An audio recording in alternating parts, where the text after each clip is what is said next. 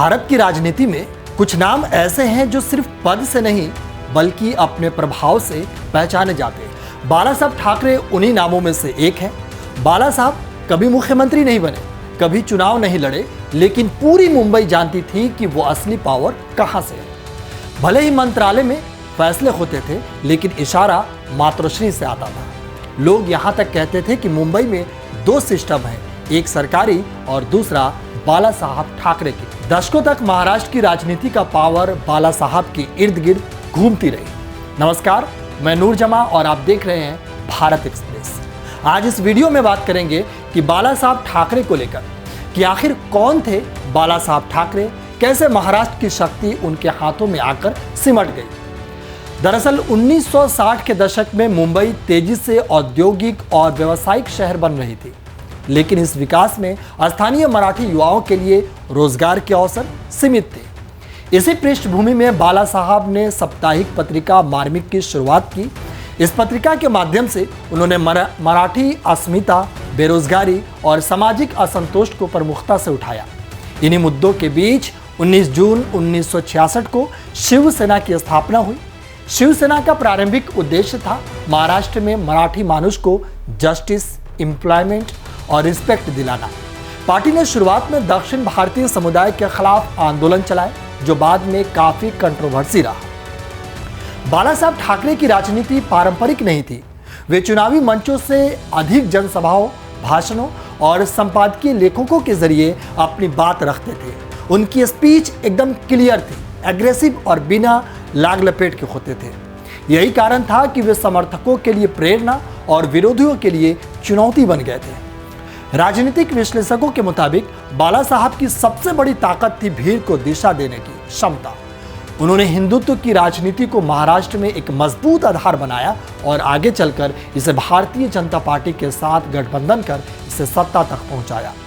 साल 1995 में शिवसेना बीजेपी गठबंधन ने महाराष्ट्र में सरकार बनाई और मनोहर जोशी मुख्यमंत्री बने। हालांकि बाला साहब ठाकरे ने खुद किसी पद को स्वीकार नहीं किया।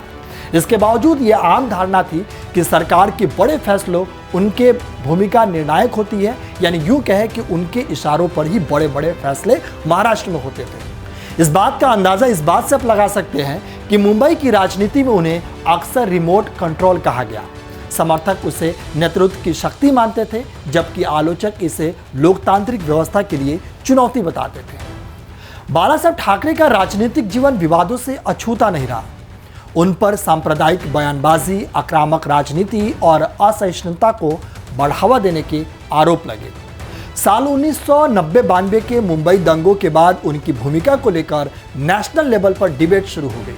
हालांकि उनके समर्थकों का तर्क रहा कि बाला साहब कभी दोहरी भाषा नहीं बोलते थे। वे जो कहते थे खुलकर कहते थे और उसी बात पर टिके भी रहते थे, चाहे वो मंच पर बोले या फिर घर में बात करें या फिर कार्यकर्ताओं के सामने वादा करें, वो हमेशा टिके रहते थे। लेकिन बाला साहब की कहानी यहीं खत्म नहीं होती है। ये तो राजनीति की बात है। राजनीति के बाहर बाला साहब ठाकरे एक कार्टूनिस्ट, फोटोग्राफी के शौकीन और वन्य जीव प्रेमी थे। खास तौर पर बाघों के प्रति उनका लगाव काफी ही ज्यादा मशहूर था। वे सिंपल जीवन जीते थे और मीडिया से दूरी बनाकर रखते थे, सीमित दूरी बनाकर रखते थे। 17 नवंबर 2012 को 86 साल की उम्र में बाला साहब ठाकरे का निधन हुआ। उनके अंतिम दर्शन के लिए लाखों लोग सड़कों पर उतर गए। मुंबई लगभग पूरी तरीके से ठहर सी गई थी, जो उनके प्रभाव को दर्शाता है।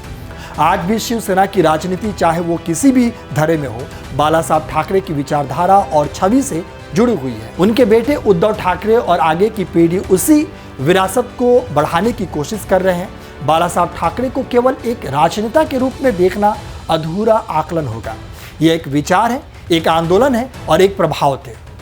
उनसे सहमत होना या असहमत होना दोनों संभव है, लेकिन भारतीय राजनीति पर उनके असर को नकारा नहीं जा सकता।